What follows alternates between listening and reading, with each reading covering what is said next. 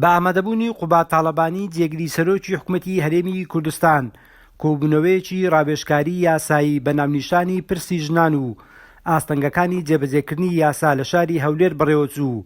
ئەو ڕۆژە وتم و دیسان دەیڵێمەوە هیچ شەرەفێک لە ژن کوشتندا نییە و شەرەفی خۆمان پەیوەستە بە ڕەوشت و ناخی خۆمان نەک ڕەفتار و هەڵس و کەوتی کەسێکی تر.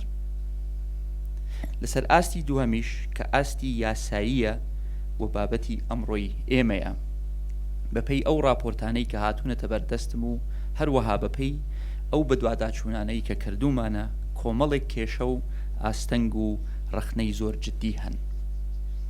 با لە خودی یاسایی بەرەنگاربوونەوەی توندوتیژی خێزانی دەست پێ بکەین. هەرچەندە یاساکە بەگشتی یاسایەکی باشە، بەڵام چونکە لە ساڵی 2011دا پەسەند کراوە و لەو کاتەوە تاکو ئێستا کۆمەلگای ئێمە بە کۆمەڵێک گۆڕانکاریدا تێپەڕیوە، ئەو یاسایە وەڵامدەری هەندێک لەو کێشانەی ئەمڕۆ نییە.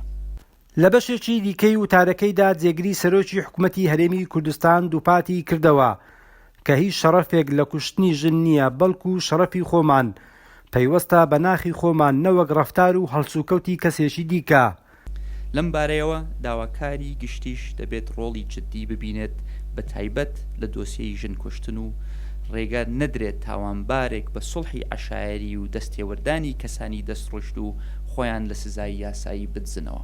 هەر لەو کۆبوونەوەیەدا چەندین وتە لەلایەن ئامادەبووانەوە پێشکەش کران کە سەرجەمیان گوزارش بوون لە هۆکارەکانی توندوتیژی دژ بە ژنان و هەنگاوەکانی حکوومەت و پەرلەمان و ڕێکخراوەکانی کۆمەڵی مەدەنی بۆ بڵاوکردنەوەی هۆشیاری و ڕێگاگرتن لە قوربانی زیاتر کە بەهۆی توندوتیژیەکانەوە سەرهەڵدەدات. تا عەبدوڵەگەلی کوردستان، هەولێر.